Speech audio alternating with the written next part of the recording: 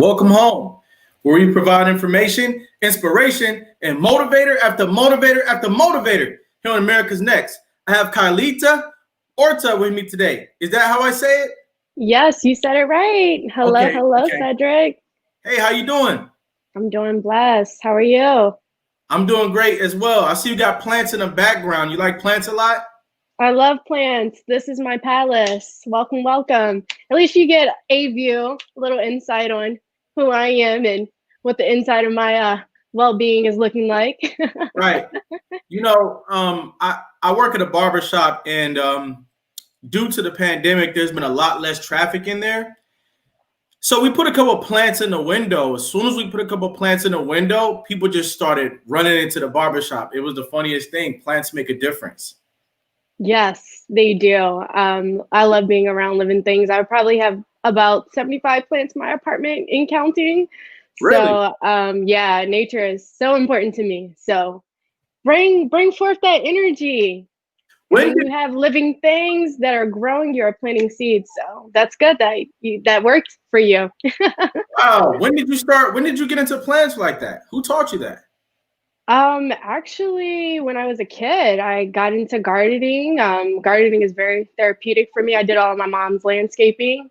So, just being around nature is something that's very tangible and therapeutic for me. So, I love to be close to nature and bring nature in spaces that you normally wouldn't see, like the office or the barbershop. So, Yeah, that's my thing. I love it.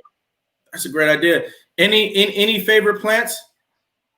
Well, if you're looking for like some good house plants, I would go with some snake plants. I would go with a peace lily, pythos. They're also really good vine plants. They can survive droughts, succulents.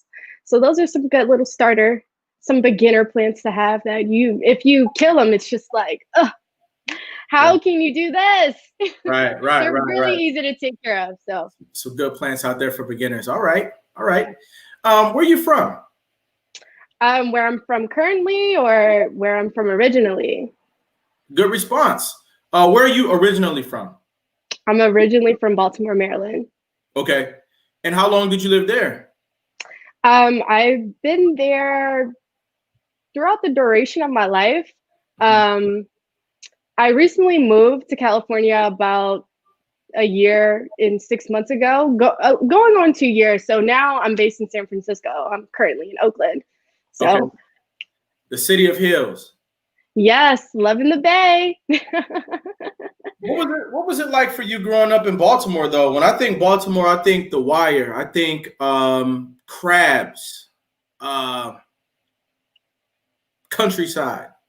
Yeah, yeah, a lot of people do. Growing up in Baltimore was quite interesting. Very, very interesting. Going to school, I didn't really have people that looked like me. So self identity was, interesting. Trying to figure out like who is self, who are you. Mhm. So I think representation is a really big thing, and I didn't have a lot of people in the spaces that I was in and existing in that looked like me. So it was very interesting to kind of like see how people treated you and what they perceived you to be. So I would say it was very, very interesting, but it definitely molded me into the woman that I am today. Sure, sure. Can you talk to me about your early life? Do you have brothers and sisters? Yeah, I have three brothers. I'm the only girl. Okay, all right. And you lived at home with your parents in the beginning, obviously. Yes, I did in the beginning. Yes. What was that like for you? What was a day in the life like for Kylita as a young child? Oh, wow. As a young child, I grew up really fast. I Mm. had three brothers that I was taking care of. Taking care of. My stepdad, he was overseas, so he really wasn't around a lot, just because he was working.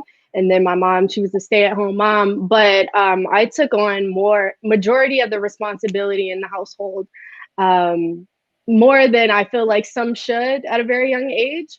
So it just taught me to be really responsible and just be ahead of the game it really, propelled my growth. And sometimes I wish I could go back and snatch back my childhood Right. and enjoy those childlike moments. So Mm-hmm. When you said that you grew up fast, was that based on conversations that you had with your parents? Was it just a natural thing that you did, or was it because your dad was overseas? I think it was a combination of all of it. Okay. Just because me being the older sister, taking care of my younger brothers, but I would more so say the experience with all of those things that you mentioned. I would be getting my little brothers ready for school, and then getting myself ready for school, and then coming home, preparing them dinner. I wasn't able to play sports, team sports, or anything like that because I was playing the role of a bonus mom, Mhm. and being a part of that family dynamic. So Mhm. If you could have your child back, if you could have your childhood back for a brief period of time, what would you do? oh my gosh, I would do a lot. I probably would have went to the School of the Arts. I would be in every sport, in everything. I would be in clubs, photography clubs, which I wind up doing later on in life. But I just wish I could just explore more of my interests and what I was really interested in at the time. Hmm. Hmm. So then, how did all that translate for you as a young kid in school, your social life? Were you under a bunch of anxiety, or was it just like a normal life for you? No, I felt like I was kind of depressed. Mhm. I didn't really I didn't know what depression was, first and Mhm. foremost. Like when you're a kid, you don't know what these feelings are. You have these emotions and these feelings, but you don't know that oh, that's actually you're depressed. So I would say like 13, I was pretty depressed. That's where my depression started because I just had too much on me. And I just felt like, this is too much. Right, right. Any ideas of what we can do to help young kids relieve stress? What can we do to help them out? Definitely talk to them. I think it's very important, just not even with young kids, but to meet people where they're at, and really treat them as a resource instead of just kind of like projecting your expectations or your feelings or your intentions on that person. So I think that, if someone was really able to gauge me and be like, hey, Kai, like, what do you like? What do you love? What don't you like? Why is school so stressful for you? So I We think that really would have helped my depression. Yeah, I mean, it's a real thing. I certainly Yeah, experienced it. I certainly experienced it when I was a kid, and you've experienced it, and so that compels me to think that a lot of young people, I'm talking about young kids, are dealing with stress or depression well into your teenage years, and then I'm thinking, does that feeling of stress and depression does it ever leave? I would say it comes and goes. Mm. For me, I know that's something that I dealt with 13, all even still today. I think we all have our highs and lows of whether it be low depression or a high rate of depression. So it's a growing process, and I think that we just have to be patient with ourselves and be present in that moment. Mhm.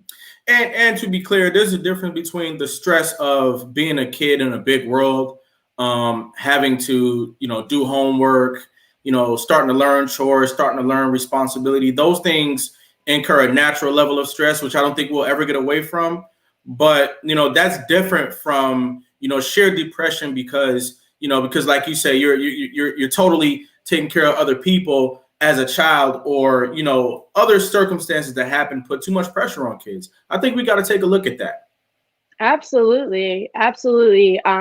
It's definitely a taboo thing. People Yep. are not talking about it. I come from an Afro Latino background where a lot of issues are being swept under the rug, and so I think that if people are able to create a sense of exposure and attest to that we're able to prevent a lot of things in the near future. Absolutely, absolutely. Speaking of taboos, why do we keep so many taboos? I mean, why do we maintain them? Why do we allow core issues that need to be addressed, unfolded, and understood to just remain taboos? What's up with that? I think that people are scared to face the reality of things, and they lack accountability. And in order for change to actually happen, you have to be accountable for something or for your behavior or yourself. And so when there's a lack of accountability and there's a lack of communication, those things become taboo. And, you Mm, know, I have so many conversations with women and children. They're like, well, my parents didn't talk about this. My mom didn't talk about this. This wasn't a conversation in our household. And being able to create space for that to happen can be very healing and it can be life changing. So it's important. very Mhm. important. And to that point, do you think that what are some ideas that you might have about how we can tackle some of the taboos? Rather, how can we create spaces where we can tackle taboos? Yeah, I think that definitely meeting people where they're at. Hmm. Meaning instead of trying to exceed a higher level of whatever you think is going to work for them, meet people where they're at first, have that conversation, and then there you can start. You can start. And then in that rapport, you are now building, you're maintaining a relationship, right? Hmm. And so relationships are an investment. So now that you have been transparent, have the sense of vulnerability, have a sense of, okay, we can start here, you're able to maintain a healthy relationship throughout healthy communication Right. and really gauging what that person needs. Hmm. So, And I'm thinking just based on this conversation that we've got to figure out more robust ways to build relationships with children. yeah, Mhm. our children are our future. We have to Yeah. invest in them. We have to pour into them. Oh my gosh. Don't get me talking about kids. I'm so passionate about my youth that I mentor, and we have to. That's Mhm. all I'm all about it. Yeah. Well, that's what we're here for. There's a lot of things going on with our children today, and I think that now more than any other time is the era where we need to be getting out in front of our children, and we need to be having key conversations. We need to be creating new spaces. It's time for us to be doing some new things out here. You know what I mean? Yes. So back to your story though. What was middle school like for you? Middle school was hard. I Yeah. went to a predominantly white school. I went to Parkville Middle. My hair was curly, as it is right now. This is my natural hair. I used to get picked on for the way that I looked, my hair, because my hair wasn't straight, or they would say your hair looks poofy, or you look like you got electrocuted. Why are your curls so big? Your hair is in the way. And just trying to fit in and like find yourself. I think that middle school is such a weird stage where you're trying to find yourself, and you start realizing, oh, these are cliques, and these are the people that sit with each other at lunch, and they all wear the same shoes. So I would say it was quite difficult. Just also being super mature and also trying to find a sense of who I am as a person or as a young teenager. I would say it was very difficult. It was complex. And like I said, that's where my depression started because I didn't have an outlet to Right. talk to anybody about that. So, And you knew that there was a lack of diversity in your environment. oh, for sure. Mhm. Oh, for sure. When there's no one that looked like you learn very quick. Right. You learn very quick. So, in that instance, it's like, who can you relate to? Right. You know? Right. And I'm wondering, did you ever find a community? Eventually. Okay. And I feel like that's still growing. Hmm. It's still growing. Hmm. What was happening in a broader scheme of things in your life as you transitioned into high school? So as I transitioned into high school, I was going through a turmoil with my family at home Okay. with just abuse, verbal and physical abuse, which transcended into me going into care at 16 years old. So I entered care at 16 years old. I was, I believe, in the 10th grade, going into my junior year. And so that was like life changing for me, you Yeah. know, being basically just detaching from everything that I grew up knowing, you know, my brothers, my family, my mom, the house that, you know, I kind of like been a part of and invested in. Right. So yeah, that was a interesting time, and it made me who I am today. Mhm. And it took me a long time to really speak about it. So Yeah. I'm happy I can speak about it today. I am too.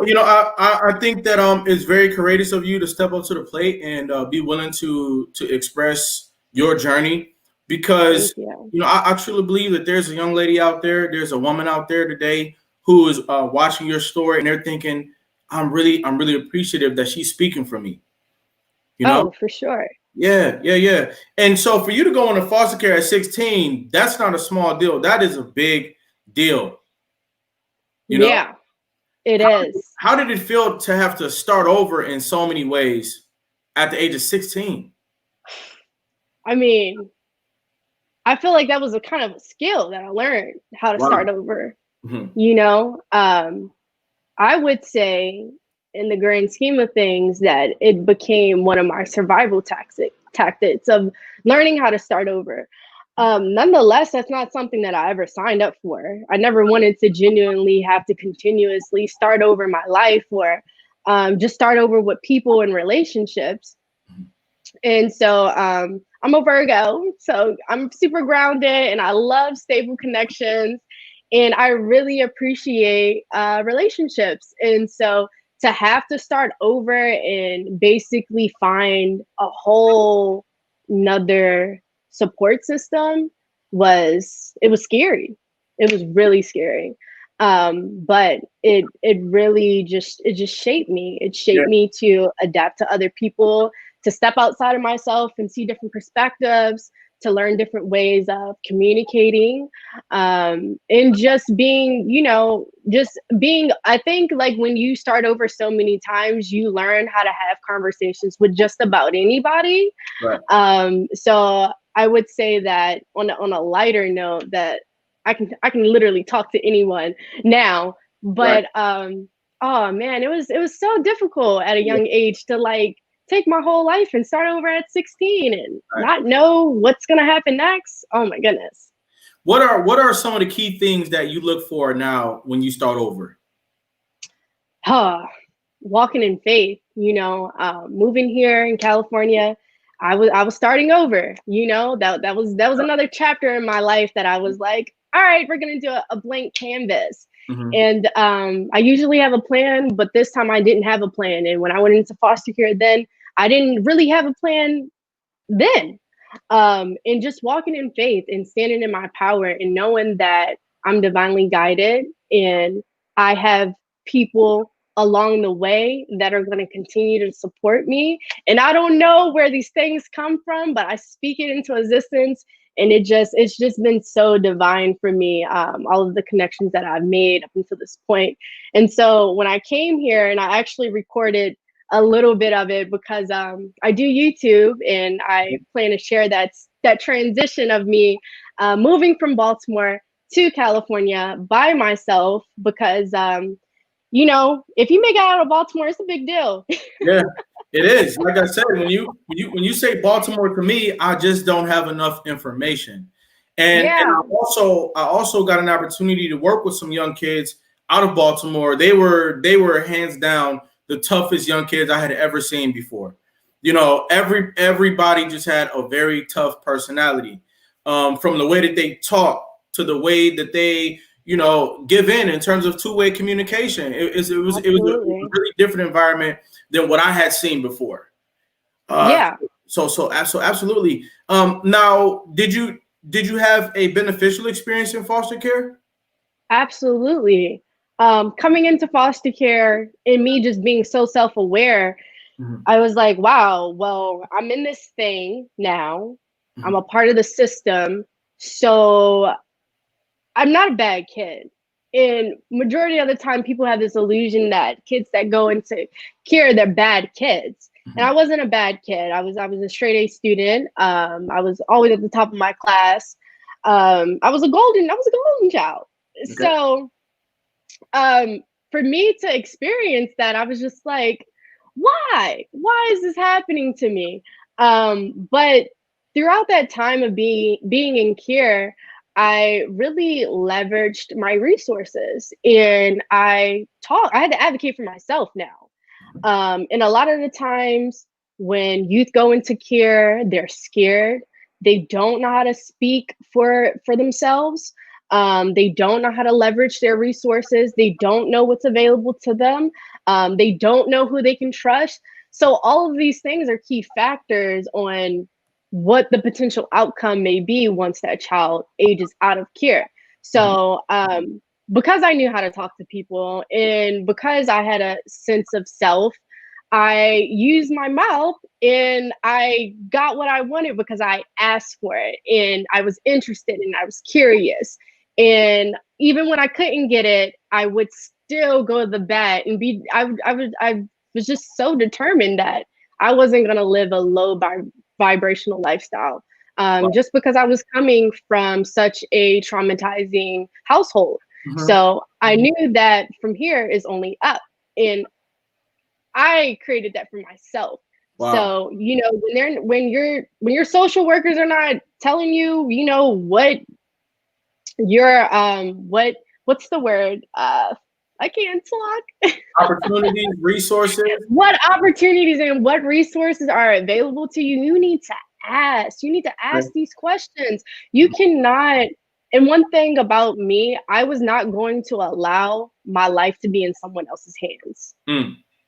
And I had to take control of my life at a very young age by asking questions, by having those conversations, by seeing what's available. What do I have access to? What grants do I have access to? How do I sign up for college? How do I get scholarships? All of these things I had to learn, but I had to use my resources. So that's where building your interdependence pool comes in handy. And that's I actually taught a curriculum on that, and it's so important. So just being living proof of just that very skill is so important. With me just being in care alone. And I mean, even still, I'm still connected with a lot of folks that I've worked with, and they see me and they still congratulate me to this day, and it's just amazing just to kind of like step back and be like, wow.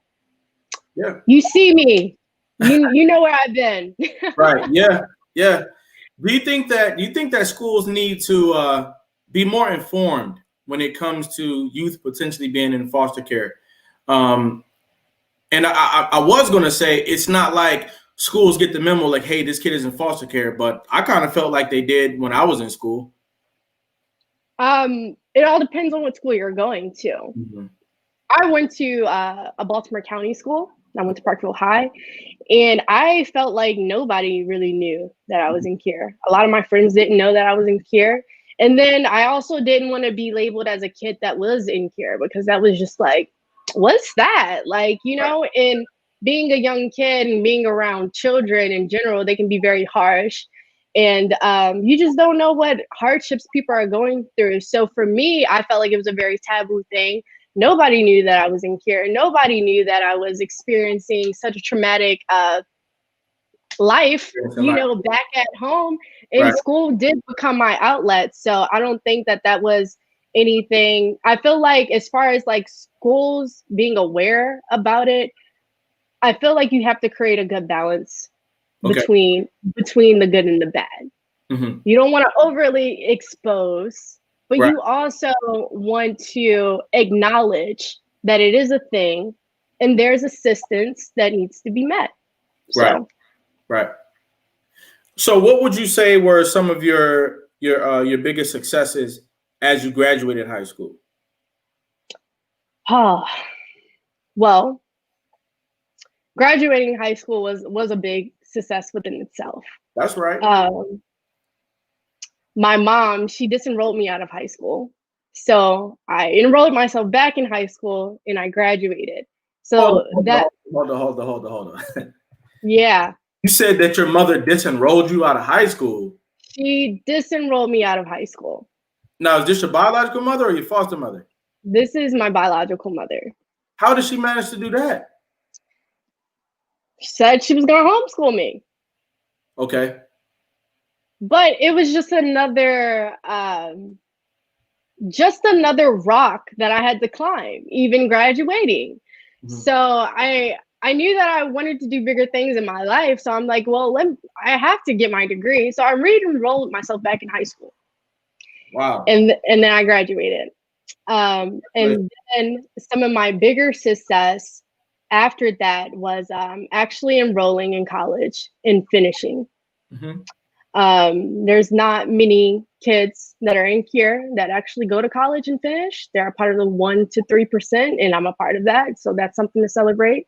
Getting my degree in interior design and architecture, something that I'm super passionate about. I love design. As you see, I love art. I love plants, right. landscaping, building houses, and definitely traveling. I've become so well seasoned throughout my time of becoming a young woman until who I am today. So I got to study abroad. I went to Cuba, studied abroad there with my sociology group. And I got to go to Dubai at 20 years old. So that was cool because none of my peers or classmates that I was in college with, they weren't flying to Dubai. So that was big. What was it like? What was it like when you went to these places? I mean, I've never been to Cuba or Dubai either. Can you give us any insight into the culture? What was it like when you went there? Well, I'll start out with Dubai because that was my first international trip, so I kind of set the bar high. Okay. So that was awesome. Just culturally, and it was great because I kind of felt like a sense of family there. People were coming up to me, talking to me in their language because they thought that I was from there. Apparently, I look like the people in Dubai. Right. To Dubai, beautiful place. And then I went to Cuba, and Cuba is kind of like where I became into my spiritual awakening and, my soul purpose. And, it was great because I got to see people that look like me for the first time, other than, New York. What was it that took place in Cuba that put you on this spiritual journey? Well, Cuba is such an old place. Okay. And there's a lot of history there. Mm-hmm. And the people are so genuine. You can really feel the love when you walk through the streets. And that's something that I could feel like first day. Mm-hmm. And then seeing that people look like me, representation. Okay. Oh my gosh, you throw up the fist, they'll throw it back. You see Afro Latinos, they're everywhere. Wow. The blacker the better. They loved us. Wow. And I traveled with a few fellow Black students, and my professor that was actually leading the trip, he was also Black as well. But that was just so powerful, just being able to stand in my power and be like, wow, I see you. And our politicians in Cuba, you guys were Black. Like, wow. Being able just to like gauge some of my history and just seeing myself and others and my ancestors in a different light. So that was really powerful. If you get the chance to go to Cuba, try to go before they change everything. It's definitely a spiritual place. And for me, there was this one museum that we went to. It was the African American Museum in Cuba, in Old Havana. Mm-hmm. And basically they did this show, and they had like the different elements come out, the sun, the water, and the women were dancing. And in that setting, I just broke down and cried. And I'm not a person that cries in public, but oh my gosh, when you hear the music and you hear the sound, that is energy, that's language. And for me, I was just like, my ancestors were talking to me, and I just broke down, bawling out, crying in front of my classmates and professors. And I was just like, wow, I got to change my life. Yeah. Wow. The whole experience, it meant something a little bit deeper than you than it might have meant Oh, to everybody else. for sure. When you get Yeah. off the plane and you smell grandma's house in the airport, you already know what time it is. Wow. Ladies and gentlemen, we're talking to Carlita Orta. She has a very interesting story, and interesting because she's been in places where a lot of young people have been, and she's been places where they could only hope to go. We'll be right back with more from Carlita.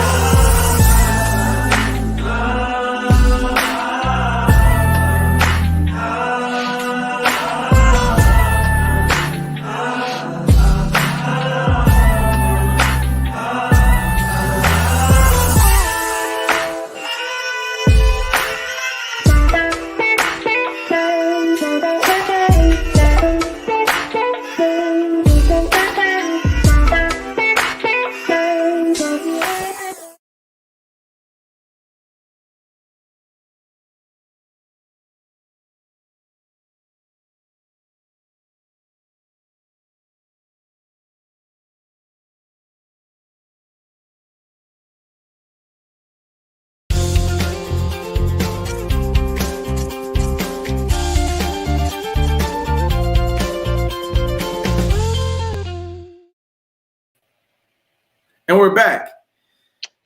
Yes, Carlita, before we went to the break, you were talking about the power of travel and yes. how that really expanded your horizons. And it's got me thinking, more kids, they need to travel. They need to go to Cuba. Oh, they need to book their flight, get their passport, and be passport ready at all times. That's right. Opportunity is on the way. The world is so much more bigger than what's around you. Yep. So I encourage the travel. It's a flight away. Geographical space is nothing. Right.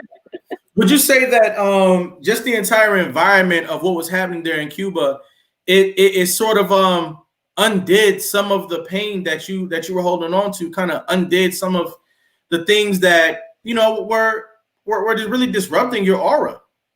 Yeah, it forced me to tap in. I had to tap into me. I had to tap into myself. I had to figure out who I was, who I was going to become. Sometimes it's beyond you.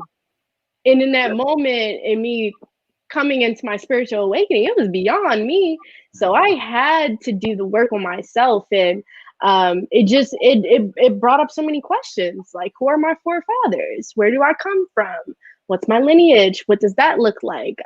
Where do my people, reside? And just culturally, it was just a rude awakening that I really needed, and I'm happy I got to experience. And I don't think that if I wasn't in Cuba that I would have got that same experience. I don't think it would have been as fruitful, me just being present in that moment in Cuba at that time. When you started to think about your lineage, your history, and all of the other questions just started to kind of fall down, out of the sky and into your mind, was that a sense of liberation for you? Oh yeah. Mm-hmm. We have to know that they're not going to teach you who you are in school, and our school systems lack in that. Wow. And if you don't know who you are, society is going to tell you who you are. Wow. So you better tap in and you better do your due diligence and you better learn about yourself and you better educate yourself. There's so many books out here. There's so many hidden history that is you have to actually uncover, but you have to do the work. And a lot of the times people don't want to do the work, or it's just too painful to go through that. And for me finding out who I was healing. You know, I have a sense of self, a sense of power, and I can stand in that power and Wow. shine my light through that. Yeah. When you say stand in your power, what do you mean by that? Stand in my power. Mm-hmm. Be confident. Mm-hmm. You know, be divine. Wow. Be present. That's Wow. what I mean when I say stand in my power. And were there any books that you can recall that anybody can go out there and pick up today and read and get some of this knowledge that you're talking about? Well, I will say I read a lot of books, and I feel like the Tree of Life is definitely a start if you're becoming into your spiritual awakening. But I read a lot of self-help books.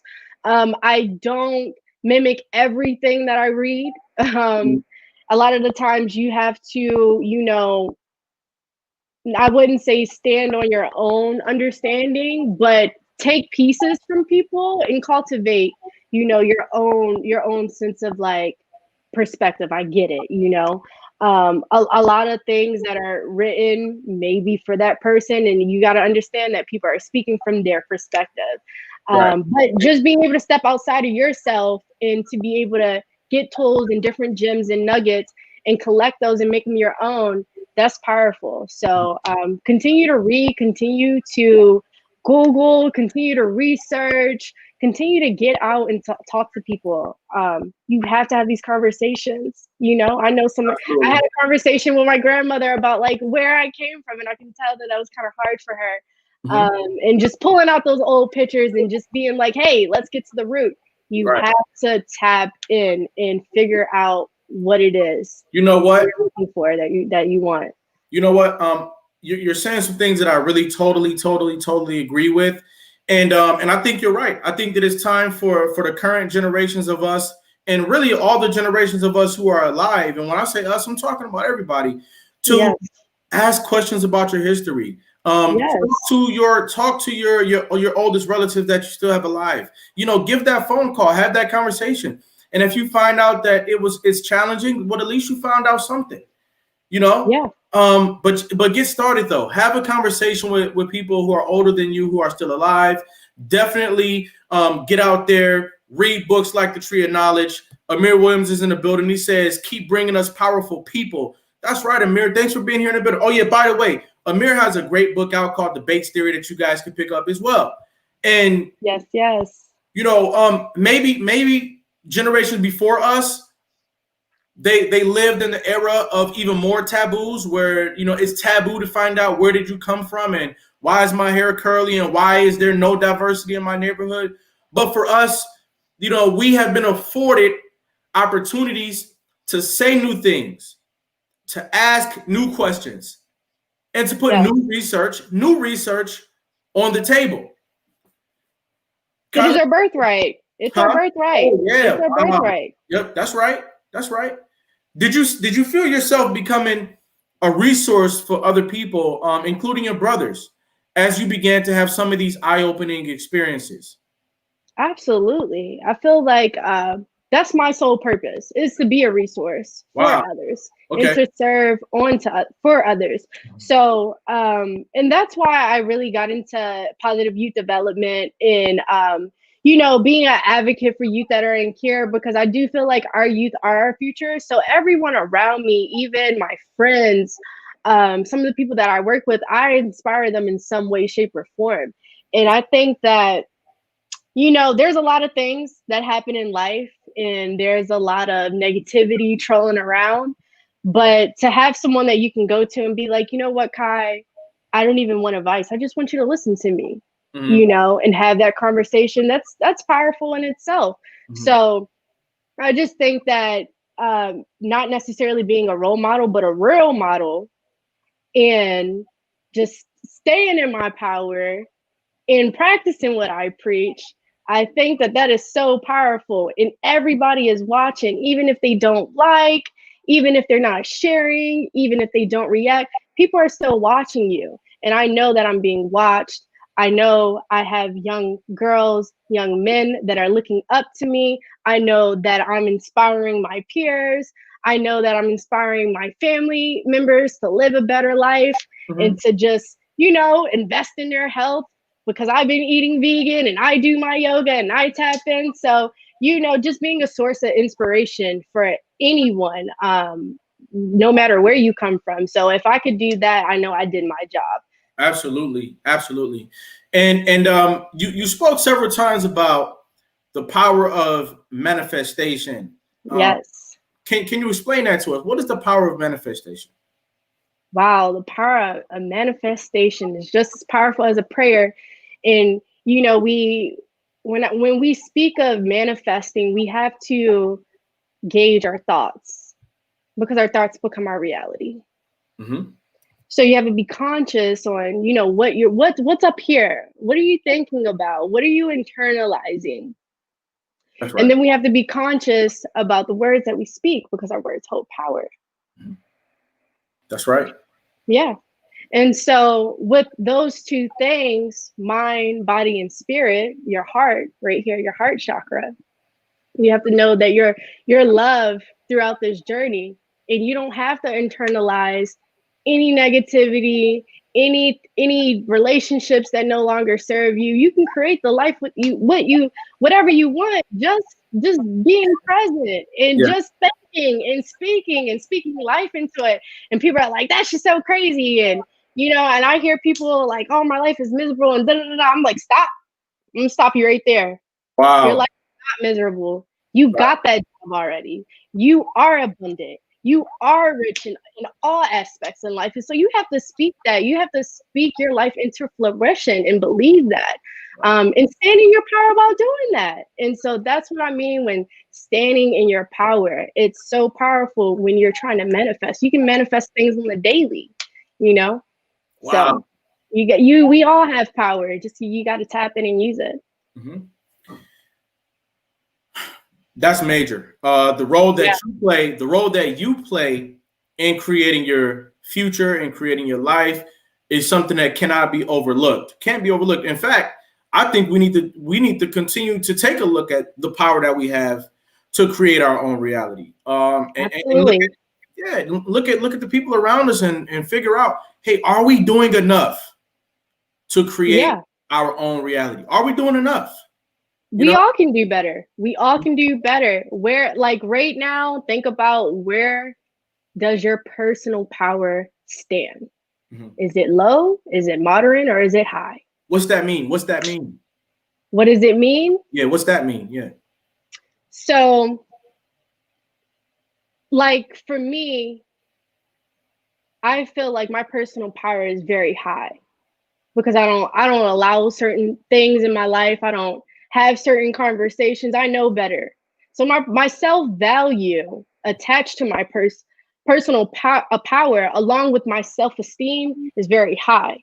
And that's why I'm able to be high functioning and I'm able to do certain things and smash certain goals that I've created for myself.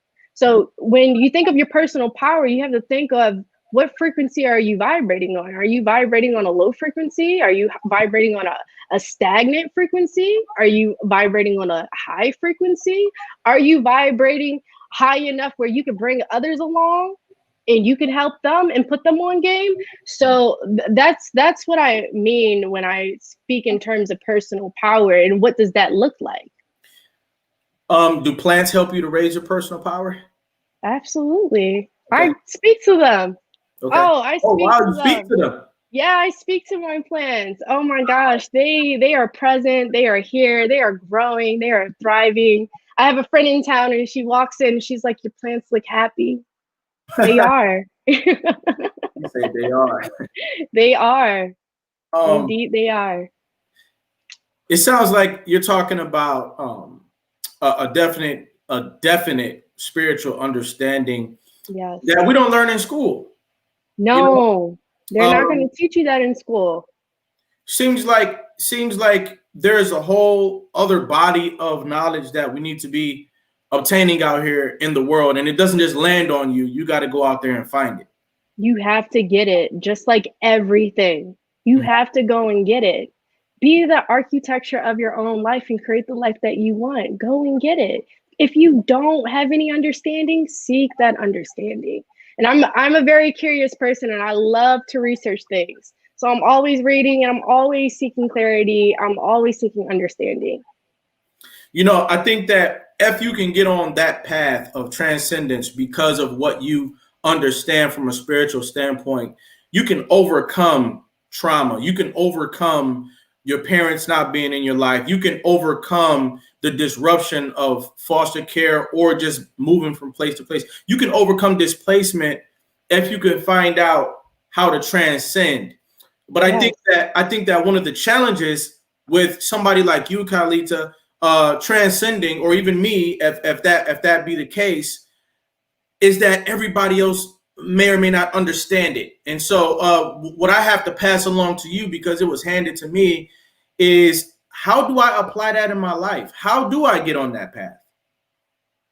Start somewhere. Okay. There is no blueprint Mm. for there's no blueprint to life. Okay. And I had to learn that. There's, most of the time the blueprint is go to school, get a good job, get your family. That doesn't work for everybody. Right. So that may look different for the individual. But just start, whether that's a book, whether it's a conversation, whether it's meditation, whether it's research in meditation, how to meditate, just start somewhere. Right. Just I got you. start somewhere. That's right. I think that a lot of the times people don't know where to start, so they just don't start. They start Right. nowhere. Right. Start somewhere. Yeah. Yeah, that's right. And so now you work directly with young people, you advocate, and you do a host of other things. Can you talk about that? Yes. So before I actually moved to California, I was teaching at Maryland University in Baltimore City, and I was working with the School of Social Work, child welfare, and I was basically teaching a curriculum on planning with youth, transition them out of foster care, independence versus interdependence. And so there I was standing in my power, being living proof of being someone that's been in foster care in a high functioning youth, well enough where I can come back and teach a whole curriculum to social workers or people that are curious and interested and want to learn how they can improve their engagement, their dialect with their youth. Okay. So I did that for quite some time, and then I was working with DSS as a youth advocate, leader, and mentor, teaching life skill workshops. I worked with New Pathways, which is the independent living program, and I've also I'm like displayed all over their office right now. It's crazy how things just kind of happen. Well, I wouldn't say it's crazy, but it's divinely guided how things just unfold in your favor. So it's definitely something I've been passionate about ever since I've been in here, just elevating, because I'm like, if I'm going through this, I know somebody else is going through it. And then when I'm actually meeting the kids, I'm like, hey, this is our opportunity to cultivate something else, something that's bigger than us.